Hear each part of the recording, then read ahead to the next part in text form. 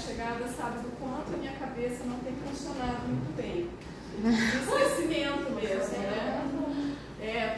Vou entrar nos olhos, eu já entrei nos óleos essenciais aí para ver se a minha mente funciona mais. E acabou de acontecer uma coisa muito preciosa do Senhor para mim. Eu queria ler um provérbio para vocês hoje. E eu fiquei com esse provérbio na cabeça. Qual que era? Qual que é o provérbio, Senhor? Qual que é mesmo aquele? Aí, o Lincoln falou assim, é o 16:20, na hora do almoço. Eu falei, 16:20, nossa, eu preciso anotar de alguma forma 16:20, né? E aí, na hora que eu abri a minha Bíblia aqui em Provérbios, a página da minha Bíblia estava dobrada no 16:20. Que mimo do Senhor! Gente! Não, eu não podia esquecer. Eu queria esquecer esse provérbio. Então vamos lá, agora vamos ao provérbio. Esse provérbio a gente leu ontem na nossa reunião das famílias. E falou ao meu coração, ele é muito simples, mas as coisas do Senhor são muito simples mesmo. A gente faz ficar difícil, né?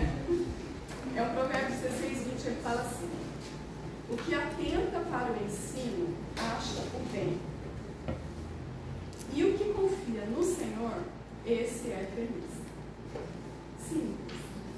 E nós estamos aqui hoje fazendo o quê? Aprendendo, não é? Então, vamos nos atentar, porque isso vai fazer bem. O que atenta para o ensino acha o bem, acha Cristo, acha Jesus, que é o nosso maior bem, né?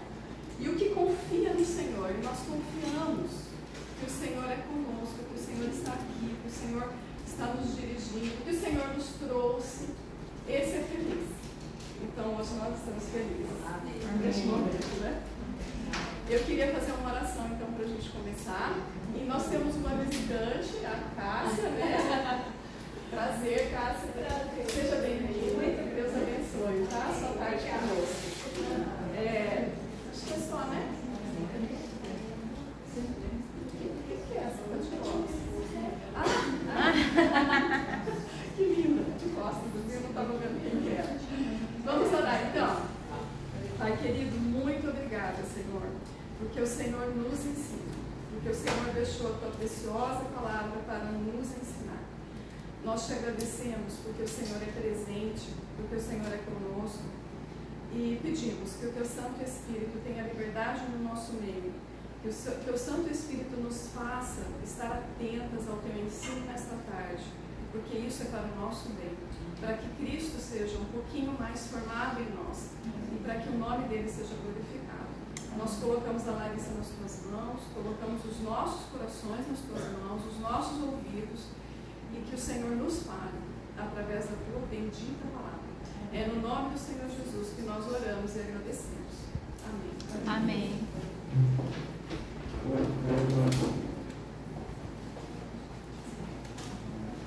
Esse primeiro sábado do mês é muito gostoso, né, gente? A gente espera o restante do mês com expectativa do próximo encontro. E hoje nós vamos estudar sobre Tamar. Tamar é uma personagem diferente que o Senhor cita na palavra do nosso aprendizado, né? Tamar é referência a Gênesis 38, de 1 a 30. Mas antes de vermos as lições que Deus nos ensina através de Tamar, nós precisamos entender o que Judá, que era o sogro dela, fez para levá-la a agir como ela agiu, tá? Então a gente vai ter que ver um pouquinho sobre Judá primeiro. Judá, ele foi o quarto filho de Jacó, né? E ele que ajudou os seus irmãos a jogar o irmão caçula José. Então Jacó, pai de José, pai de vários outros ali. Judá era o quarto. Então Rúben fala assim, não vamos matar não, vamos jogar ali, né? Ele ajuda a jogar dentro daquele poço seco. Mas foi ele que sugeriu de vender o irmão para aquela caravana que estava passando lá, né? Isso em Gênesis 37, 26. Esse Judá saiu de casa bem jovem e ele foi morar na casa de um amigo dele, chamado Ira. que era cananeu. Então, Ira não era do povo do Senhor, ele era de um outro povo, né? E as escrituras não explicam por que ele tomou essa decisão, o que aconteceu para ele sair de casa, mas deixa bem claro que esse fato, né, dele sair da sua parentela, dos seus costumes, do povo de Deus, e se misturar com um povo com quem o Senhor proibiu claramente o povo dele de andar, seria muito errado, né? E deu muita consequência. Primeiro mostra a falta de temor do Senhor. E aqui nos estudos tem todas as referências bíblicas disso que eu estou citando, tá? E em 1 Coríntios 15:33 fala assim: não se deixe enganar, as más companhias corrompem os bons costumes. Então ele fez amizade com o povo cananeu, foi morar na casa desse amigo, e a gente vai ver o que desdobra a partir disso. E no último estudo, a Elô nos deu o exemplo do sapo na água fervendo. Vocês lembram? Vocês lembram, meninas, o sapo? O que acontece? Quem que pode me resumir a lenda? O sapo acaba morrendo na panela de água fervendo. Por quê? Porque ele entra, a água está fervendo, a água está fria e ela vai esquentando. Muito bom, Laura. A água vai esquentando e o sapo não vai percebendo. E foi mais ou menos isso que aconteceu com Judá, né? Primeiro ele faz amizade com o ímpio, contrariando a ordenança do Senhor, sai de casa e vai morar com eles. E o que acontece na sequência? Se casa com uma deles, uma cananeia, né? E isso em Gênesis 24:3 fica bem claro, o Senhor condenando. Fala assim, ó: jure pelo Senhor Deus dos céus e da terra que não tomarás para meu filho mulher das filhas dos cananeus no meio das quais eu habito. É Deus falando, né? É proibido. Mas ele foi lá e fez sabendo disso. Não bastava ter se casado também. O que ele faz? Qual que é a sequência natural de um casamento? Ter filhos. Foi lá e teve filhos. E também não para por aí. O sapinho aqui só está cada vez mais fervido na aguinha quente. Ele casa um dos filhos dele também com uma cananeia. Então vocês veem assim, começou tudo porque ele fez amizade com um povo que não era para fazer amizade, né? Então Judá era um homem que, apesar de ser do povo de Deus, não tinha testemunho, e os filhos dele foram piores que ele. Só que a gente não vai ter tempo para estudar sobre os filhos, tá? Judá, ele era religioso e legalista. Eu vou explicar para vocês assim. Legalista, meninas, é uma pessoa que ela segue só a regra, mas ela não valoriza ou não considera o princípio que tem naquela regra, né? Então, vamos supor, ela sabe que não é para pôr a mão na água quente, ela evita, mas ela não sabe que aquela água vai queimar. Então, ele só fica na regra, tá? Ele só obedece regra. E o Judá, ele obedeceu mais ou menos uma das regras ou leis que tinha, que chamava Lei do Levirá. O que era isso? Essa lei era assim: se eu tivesse um filho que fosse casado, e esse filho morresse e eu ficasse com a minha nora, e eu tivesse um outro filho, eu tinha que pegar esse outro filho e casar com a nora também. Por quê? Porque ia resguardar a descendência do irmão que morreu, né? Então era uma lei que tinha, as famílias do povo do Senhor obedeciam, né? E quando o filho, que era o marido de Tamar, que era o mais velho de Judá, morreu, ele tinha um segundo filho que ele entregou para Tamar. Mas esse segundo filho era tão ruim quanto o primeiro, porque o primeiro a Bíblia fala que Deus que tirou a vida dele, de tão ruim que ele era. E a coitada Tamar teve ido casar com o segundo, que também era ruim, e o Senhor também levou. Então, situação difícil, né? E aí a Tamar, já viúva de 2 dos filhos de Judá, o que acontece? Judá tem um terceiro filho. Mas o que ele fez? Deu para Tamar em casamento? Não. Ele fala assim: não, Tamar, volta lá na casa dos teus pais, faça uma temporada lá com eles, que esse meu filho aqui, ele é muito novinho. Nem sabemos se era tão novo assim mesmo. Quando ele tiver idade para casar, eu te chamo. A Tamar voltou, né, para casa dos pais dela. Só que era a responsabilidade dele cuidar dela, independente. E ele não fez isso. Então, por isso que eu falei que ele obedeceu essa lei mais ou menos. Então, o primeiro ponto é que ele obedeceu uma lei mais ou menos. A segunda, Judá ficou viúvo e ele respeitou o tempo do luto. Tudo bem. Mas assim que que passa o tempo do luto, aqueles dias contadinhos, ele vai lá vender um gado e ele se deita com uma prostituta. Então, assim, legalista, ele obedeceu o luto, mas no coração dele, o coração dele era corrompido, né? Ele achava que deitar com a prostituta era tudo ok. E por quê? Porque ele estava tão acostumado naquela cultura dos cananeus, que era uma cultura muito pervertida, muito libertinosa, que para ele, eu respeitei o luto, eu cumpri aqui a minha regrinha, obedeci essa leizinha aqui, agora eu estou liberado. Porque para eles ali não era grande coisa, mas para o Senhor era. Mas aí como que a coisa vira? Como você vê uma pessoa legalista, né? O que aconteceu? Quando lá na frente na história ele fica sabendo que Tamar está grávida, solteira, né? Ou viúva esperando o outro filho dele para se casar e não estava casada com ninguém, o que ele fala? O quê? Ela se prostituiu? Eu vou mandar queimar viva. Ué, gente, ele pode tentar com a prostituta, mas Tamar não pode se prostituir? Logicamente que todos estão errados, mas na cabeça dele, o que ele fazia, ok. Ela fazer a mesma coisa, não podia. Isso é legalismo também, um dos aspectos, né? Isso se chama também aparência de piedade. A pessoa finge que se comporta, que preza, mas tem outro lado do comportamento dela que entrega, que o coração dela não está realmente ganho para aquela verdade. E esse é um alerta para nós todas, porque 2 Timóteo 3 diz que pessoas com aparência de piedade, religiosas, legalistas, sem realidade espiritual, elas nunca podem chegar ao conhecimento da verdade. Então elas acham que elas não estão enganando ninguém, elas estão enganando Deus e a elas mesmas. Elas não vão chegar ao conhecimento da verdade. Muito sério, né? O nosso objetivo em estudar a palavra é conhecer a verdade, não é? Mas se a gente cumprir só regras e não entregar o nosso coração contrito ao Senhor, a gente vai se comportar igual essas pessoas legalistas se comportam. E Judá, ele era morno. Vocês lembram lá em Apocalipse, o versículo? Ele tinha um pezinho na religião, cumpria ali as regrinhas que ele achava importante, mas ele ali agradava a carne dele, se deitava com a prostituta, não cuidava da nora como deveria, ele fazia aquilo que era conveniente para ele. O que Apocalipse fala que vai acontecer com as pessoas mornas? O Senhor vai vomitar da boca. Triste, né? Então, meninas, nós não podemos ter um pé na Bíblia e um pé no mundo, porque o Senhor conhece o nosso coração, né? Ele fala assim, me entregar, me servir de todo o meu coração, o coração inteiro ganho para Ele. É algo que a gente tem que buscar todos os dias. E o último ponto sobre Judá é que ele não tinha um pingo de discernimento, porque ele achava que os filhos dele morriam porque se casavam com Tamar. Ué, gente, ela estava matando os maridos? Claro que não.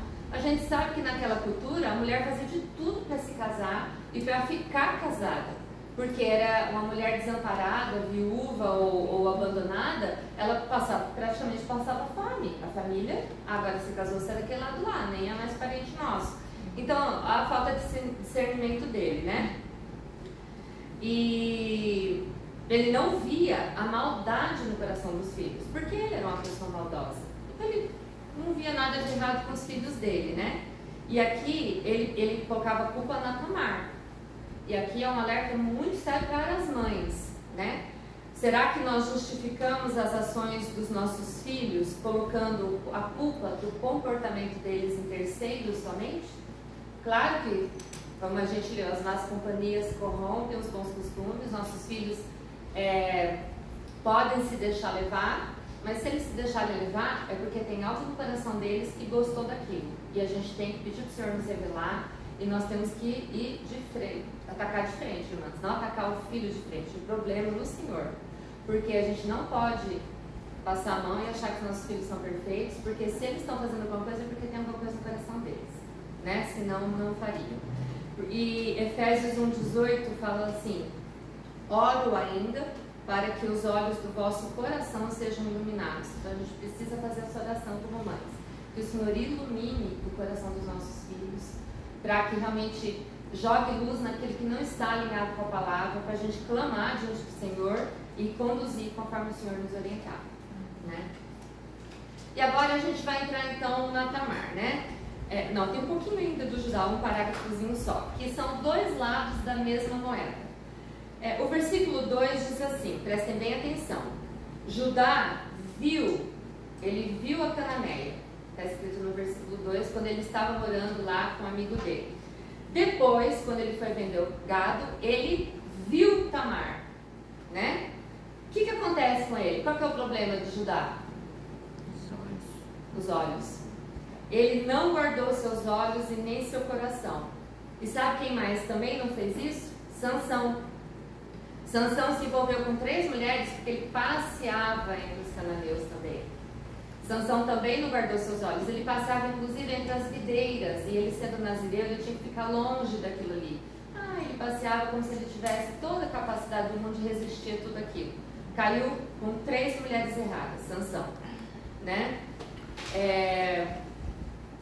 E Provérbios 14, 12 diz assim: há um caminho que ao homem parece direito, mas o fim dele são caminhos de morte.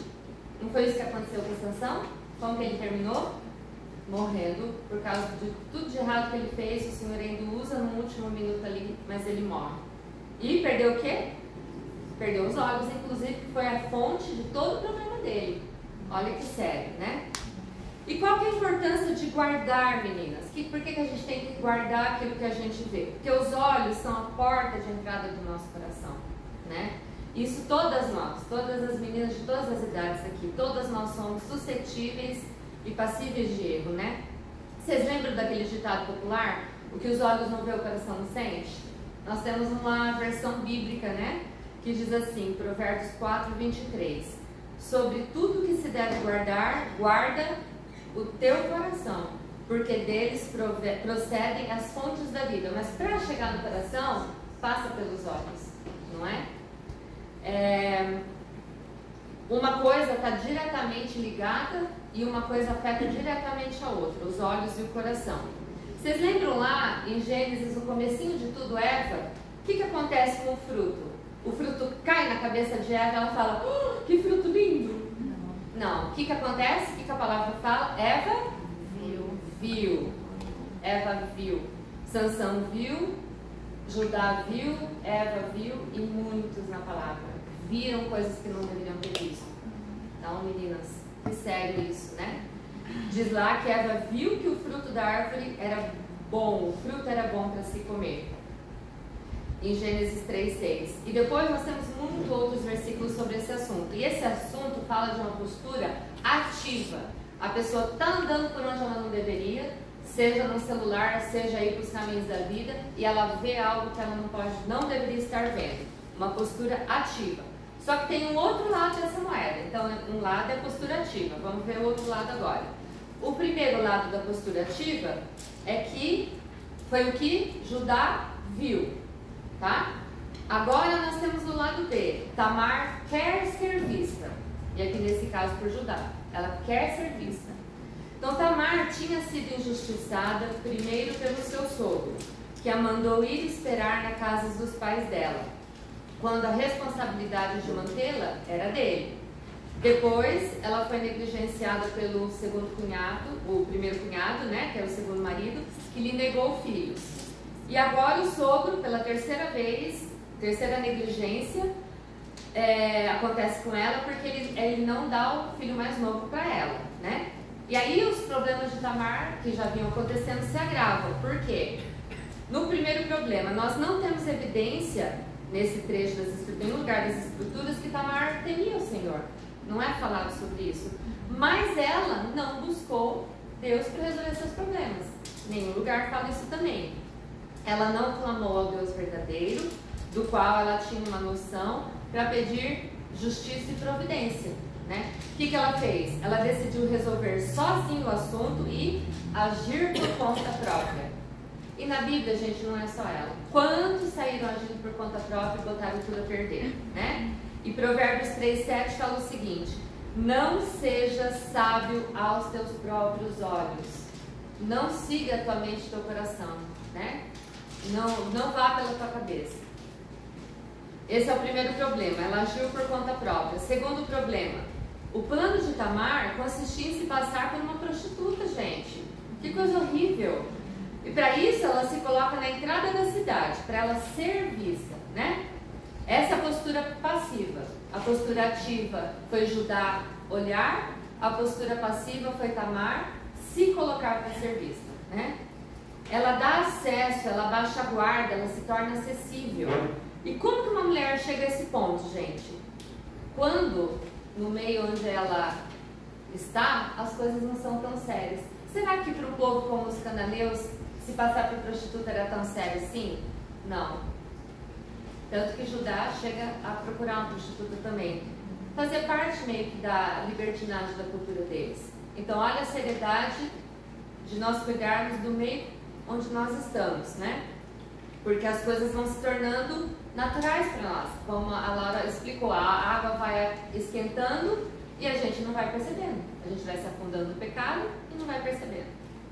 E quando no Antigo Testamento alguém saía de perto da tribo ou se colocava fora da cidade, assim, né? Saía do muro de proteção, igual Tamar fez, ela tinha que correr para uma das cidades de refúgio. Tinha uma sede por ali entre o povo de Deus, porque um leproso tinha que ir para lá, uma pessoa que estava aguardando um julgamento, se ela seria inocentada ou culpada, ela guardava lá. Várias situações, né? Mas a Tamar não faz isso, ela se coloca ali fora dos muros da cidade e ela ficou à mercê de todo mundo, né? Vocês lembram na parábola do bom samaritano? O homem que estava descendo, ele estava indo de Jericó para Jerusalém, ele não estava fazendo nada de errado. E os salteadores e os ladrões vêm, batem tanto nele que deixam ele praticamente em coma ali. Era muito perigoso transitar fora, sair ali fora da sua cidade, né, dos muros. E foi o risco que ela se colocou, muito sério, né? Agora, se ela tivesse, ela se colocou num risco muito grande, desnecessário para ela mesma. Por quê? Se ela tivesse buscado a face de Deus quietinha lá, no conforto e na proteção do quarto dela, aquele Deus de que ela tinha uma noção, porque ela morou na casa de Judá, né? Ela ouviu falar desse Deus. Será que ela precisava se desonrar a esse ponto? Não, né, gente? Não precisava ela ter feito nada disso. O Senhor iria agir por ela. E as Escrituras trazem vários exemplos, e já estudamos alguns, de mulheres injustiçadas que clamam a Deus e são socorridas. E já vimos também vários versículos prometendo que se nós buscarmos ao Senhor, Ele nos atenderá. Nós não precisamos agir na nossa defesa, em defesa própria, tá? Jesus é o advogado de cada uma de nós. E Ele teria agido por Tamar, se ela tivesse, né? Deus teria agido por ela se ela tivesse clamado a Ele. E agora acontece uma outra coisa que tange a nós. Quando a gente se coloca numa situação dessa, fora da vontade de Deus, fora da... Vamos supor que isso aqui é a cidade, cidade, né, guardada pelo Senhor, eu me coloco fora, né? Coisas bem piores podem acontecer, né? Aconteceu com Tamar aquilo que ela queria, mas coisas piores poderiam ter acontecido. E meninas, Colossenses 3:3 diz que nós precisamos ficar escondidas em Cristo. Escondidas em Cristo. Porque nós morremos para o mundo, morremos para nós mesmas e Jesus vive em nós, né? Nós não podemos brincar com o pecado. Tamar brincou com uma situação, ela arriscou uma situação muito séria, né? Nem para satisfazer o desejo do nosso coração e nem para resolver nada, né? E outro fator é que quando nós saímos por conta própria, para onde o Senhor não aprova, um Judá qualquer da vida pode passar pelo nosso caminho ou até alguém bem pior do que ele, né? Inclusive, né, nós temos filhas aqui que já estão logo chegando na idade de namorar, buscar um marido, né? Não tão logo, não. Quando eu vou refazer o estudo. Minha filha tá ali, não tão logo. Não é tão logo assim, não. O logo de vocês não é o meu logo, vai com calma, tá? Mas vocês querem se colocar fora da vontade do Senhor e um Judá da vida encontrar vocês? Eu acho que ninguém quer, né, gente? Nem um Judá, nem um Sansão de marido, né?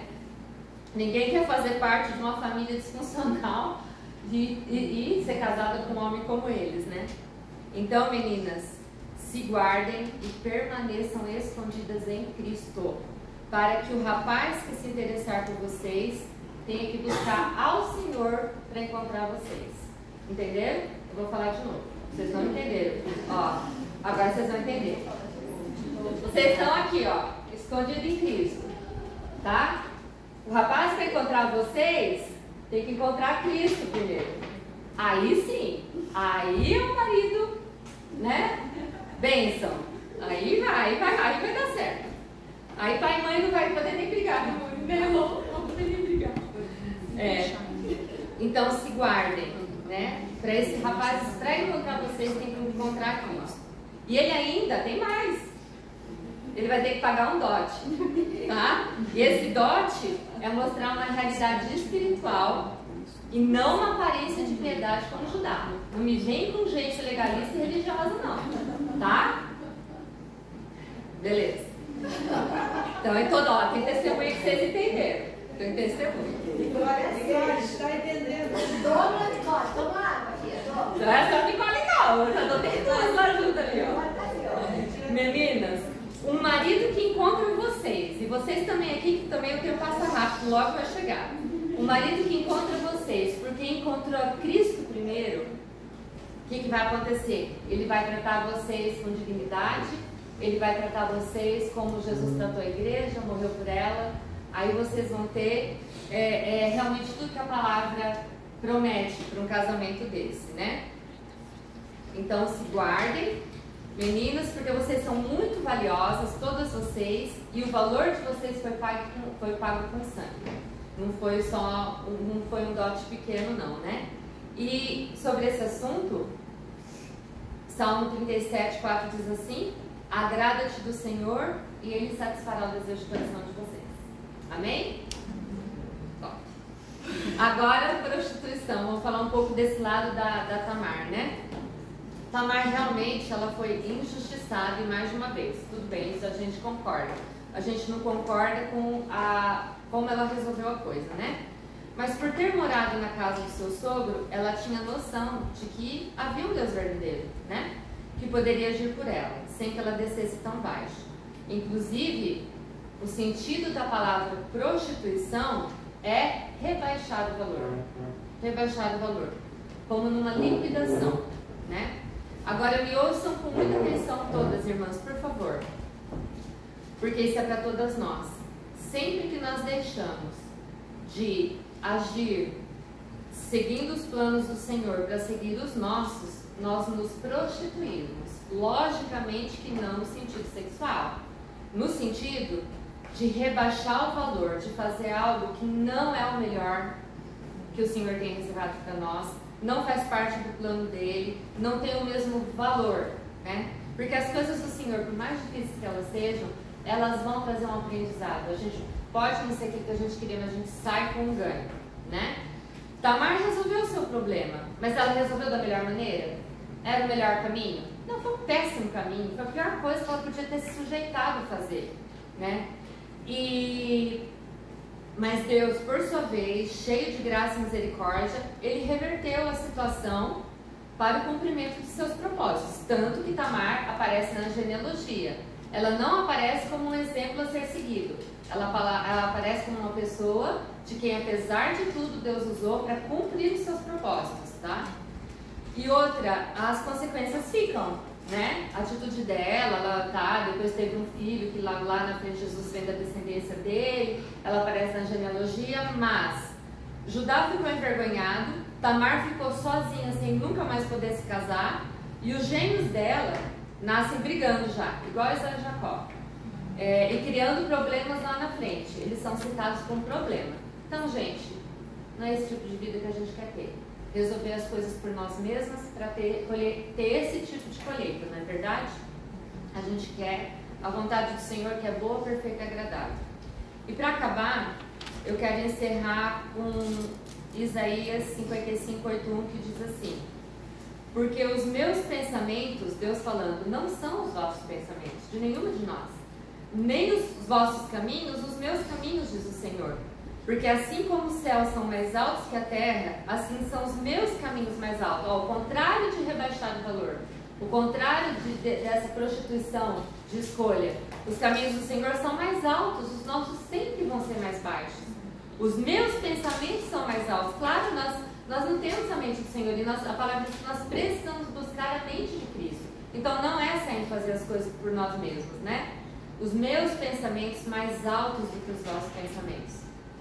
Provérbios 4, 20 e 22 diz: Filho meu, atenta para as minhas palavras, para os meus ensinamentos.